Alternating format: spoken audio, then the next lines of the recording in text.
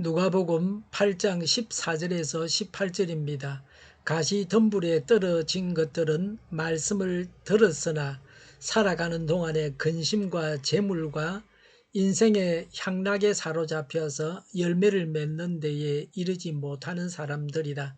그리고 좋은 땅에 떨어진 것들은 바르고 착한 마음으로 말씀을 듣고서 그것을 굳게 간직하여 견디는 가운데 열매 맺는 사람들이다. 아무도 등불을 켜서 그릇으로 덮거나 침대 아래에다 놓지 않고 등경 위에다가 올려놓아서 들어오는 사람들이 그 빛을 보게 한다.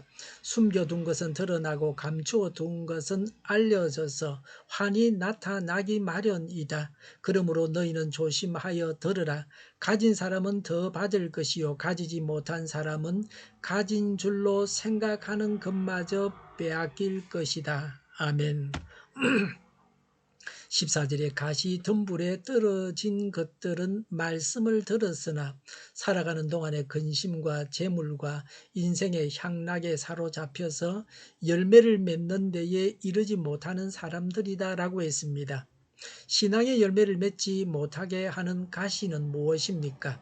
우리에게 있어서 가시덤불을 제거해야 합니다. 14절에 살아가는 동안의 근심이라고 했습니다.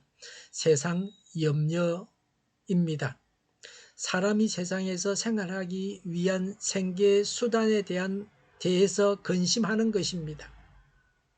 이는 삶의 목적보다 수단에 더 집착하는 것입니다.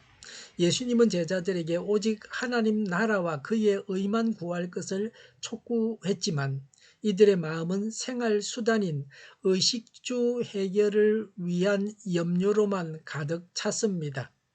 14절에 재물을 그랬습니다. 부에 대한 무절제한 열망입니다. 하나님 나라에 대한 소망이 전무하고 세상에서 부가 최고로 좋은 것인 양 하나님인 양 생각하는 것입니다. 돈을 생각하면 신앙생활을 못합니다.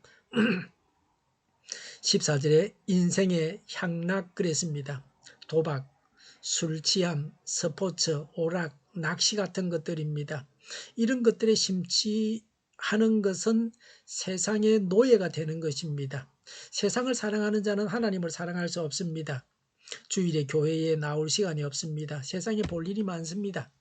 복음을 전해 듣고 영접하고 말씀대로 살기 위해서 훈련을 받을 시간이 없습니다. 세상 일로 바빠서 그렇습니다. 말씀을 듣고 이해는 합니다. 그러나 세상살이에 대한 염려와 재물을 사랑하고 세상 향락 때문에 손해가 올까봐 순종을 미루는 것입니다. 돌은 내부적인 제약입니다. 가시는 외부적인 것입니다. 가시는 주위 환경과 여건입니다. 세상 유혹에 사로잡혀 신앙의 결실이 없는 자입니다. 15절에 그리고 좋은 땅에 떨어지는 것들은 바르고 착한 마음으로 말씀을 듣고서 그것을 굳게 간직하여 견디는 가운데 열매를 맺는 사람들이다 라고 했습니다. 결실하기 위해서 필요한 것이 무엇입니까? 말씀을 듣고 굳게 간직하여 진리를 잘 지켜야 됩니다. 고난이 와도 들은 말씀을 실천하면서 천국의 비밀을 알 수 있습니다. 그리고 견디는 가운데 열매를 맺는 사람들입니다. 인내는 시험과 역경에서 그 효력을 발생합니다. 다른 땅에 속한 자와 다른 점입니다. 끝까지 인내하여 믿음을 저버리지 않습니다. 세상 염려나 재리의 유혹을 물리치고 승리하는 신앙생활을 합니다. 조셉 에디슨은 우리의 진정한 복이 때로는 고통과 아픔과 손실과 낭망의 형태로 나타나는 경우가 많다. 그러나 그것들을 참고 이겨내면 우리는 곧 복의 진정한 형태를 보게 될 것이다 라고 했습니다. 좋은 땅은 마음이 부드럽고 겸비하여 복음을 민감하게 받아들입니다. 복음에 대해 마음이 열려 있습니다. 복음에 대한 확고한 믿음이 있어서 세상적인 유혹이나 욕심에도 이끌리지 않습니다. 결실하기 위해서 착하고 좋은 마음을 가져야 합니다. 사람이 마음먹기에 달렸습니다. 이렇게 저렇게 사람이 마음을 먹을 수 있습니다. 악하고 나쁜 마음을 가져서는 안 됩니다. 착하고 좋은 마음을 가져야 합니다. 그렇게 하려고 노력해야 합니다.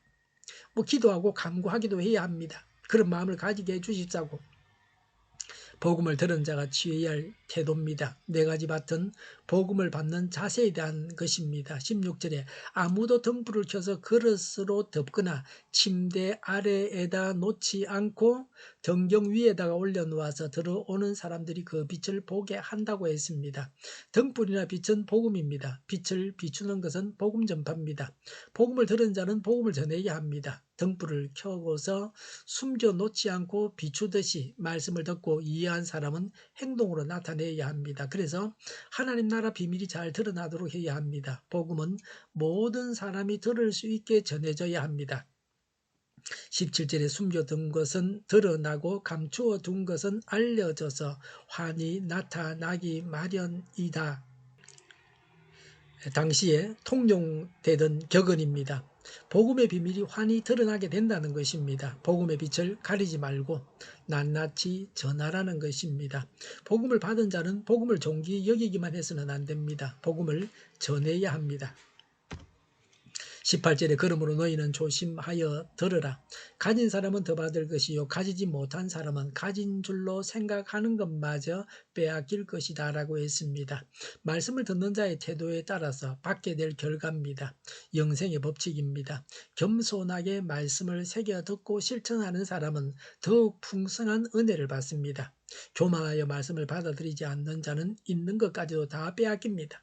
그래서 하나님의 은혜가 소멸될 것이라는 경고입니다. 복음을 받아들이는 자는 영생을 얻습니다. 복음을 거절하는 자는 영원한 고통을 당합니다. 세상 염려와 재물과 세상 향락 때문에 결실하지 못하는 자가 되어서는 안 됩니다. 말씀을 듣고 지키고 인내로 결실해야 합니다. 우리는 복음을 들은 자로서 복음을 말로 전하고 복음대로 살아서 행동으로 복음을 전해야 합니다. 복음은 복음을 받아들이는 자에게 생명의 빛이지만 거부하는 자에게는 심판의 기준이 됩니다. 기도하겠습니다. 예수님을 믿어서 열매를 풍성하게 맺게 하여 주시옵소서. 전도 열매가 풍성하게 하옵소서. 오늘보다는 내일이 더 낫게 하여 주시옵소서. 교회가 분열되지 않고 하나가 되게 하여 주시옵소서. 모든 언론이 제 역할을 다하게 하여 주시옵소서. 정의가 강물처럼 흘러가게 하여 주시옵소서. 하나님을 대적하는 법을 만들지 않게 하여 주시옵소서. 코로나19가 물러가고 백신 접종을 신속하게 대량 생산해서 전 세계 수요만큼 공급되게 하옵소서. 치료제가 나오고 갇힌 생활이 끝나게 하옵소서. 수도권과 부산과 영도의 환자 폭증을 막아 주시옵소서. 우리 동일교회가 만구른집하게 하여 주시옵소서. 예수 이름으로 명하노니 모든 병만은 물러가고 몸의 모든 부분들은 온전하게 될지어다. 신유의 기적을 베푸셔서 지금도 저희의 질병을 고쳐 주시옵소서. 코로나로 고생하는 모든 자들을 고치시고 온전케 하여 주시옵소서. 교회와 나라를 고치시고 가정을 고치셔서 잘못된 것을 제거해서 성결하게 하여 주시옵소서. 저희와 교회와 이 나라의 민족을 불쌍히 여겨 주시옵소서. 교회와 나라의 지도자 복을 허락하여 주시옵소서. 하나님께서 기뻐하시는 교회와 나라가 되게 하여 주시옵소서. 늘 맑은 공기를 마실 수 있게 하시며 공부하는 학생들에게 지혜를 더하셔서 앞서가게 하여 주시옵소서. 합격의 영광을 누리게 하여 주시옵소서. 오늘도 하나님 안에서 차고 넘치는 삶, 복된 삶을 살게 하여 주시옵소서. 감사와 찬양을 주님께 돌려드리며 예수님의 이름으로 기도하옵나이다. 아멘.